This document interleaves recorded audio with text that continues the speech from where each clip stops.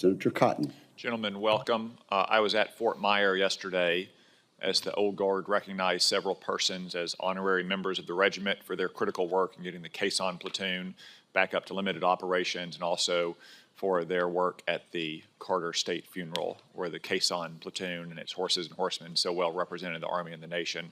And I want to thank you both for your work on getting the caisson platoon back in operation and on the path towards full operation very soon. Secretary Driscoll, I want to turn to the munitions crisis that our nation faces. President Trump recently said we need to take a long, hard look at defense procurement and our defense industrial base because it's been withering down to nothing. Given all the money we spend on the Pentagon, it's unacceptable that we would ever run out of ammunition or be unable to quickly produce the weapons we need. You also acknowledged our munitions crisis at your confirmation hearing. You said one of the greatest problems facing our time is getting our munitions and getting our magazines back up to where they need to be. I assume 3 months on to the job, you still believe that addressing the nation's munitions crisis is vital if we are to deter and, if necessary, fight and win a war against China?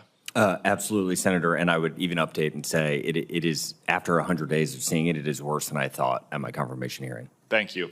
So do I and most members of the committee. That's one reason why I was pleased to see that the Army Transformation Initiative focuses on arsenals, ammunition plants, and depots, your organic industrial base. Secretary Hegseth's memo about the initiative directs the Army to modernize the organic industrial base to generate the ammunition stockpiles necessary to sustain national defense during wartime by implementing 21st century production capabilities. Given this and your earlier remarks, Senator Wicker, I think it's safe to say that we share the Secretary's belief that the organic industrial base is a crucial element of our broader defense industrial base. You agree? Unequivocally. Thank you. And we're not the only ones either. There's other members of this committee like Senator Mullen and Senator Ernst and Senator Rosen who have long pushed the Army to strengthen its organic industrial base. That includes updating and expanding operations at facilities like Pine Bluff Arsenal in my state, McAllister Army Ammunition Plant in Oklahoma, Hawthorne Army Depot in Nevada.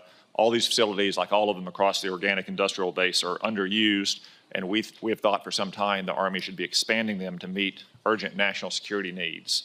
And while I agree with you that the commercial industry will play an important role in solving the crisis, I think we all know that industry alone can't do it all. First, I'm doubtful that private businesses are going to take up work like smoke grenades or other niche capabilities required by the military. For instance, I'm skeptical that it's profitable for a business to stand up new production of white phosphorus ammunition, which is only produced in Pine Bluff, when the customer base is limited to the U.S. military and the cost of production are so high.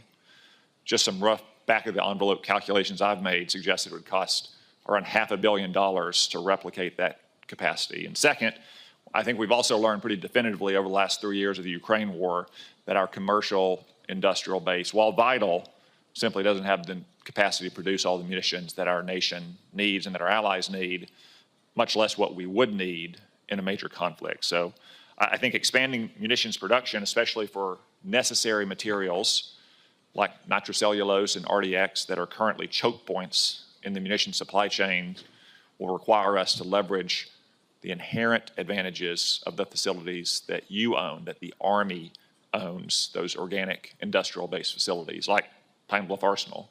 All these places have highly trained workforces. They've already gone through onerous environmental permitting. They can handle munitions. They have the infrastructure that would only be replicated at a very high cost over many periods of years. Standing up munitions factories from scratch would cost millions and millions of dollars, while expanding operations at these existing facilities that we already own is much less costly and more efficient. And given that, can you commit to all of us, as the chairman suggested, that we work together to create a plan to expand and modernize the Army's organic base, including facilities like Pine Bluff Arsenal? Senator, we absolutely want to work with this committee, and this is not intended to be a cop-out answer.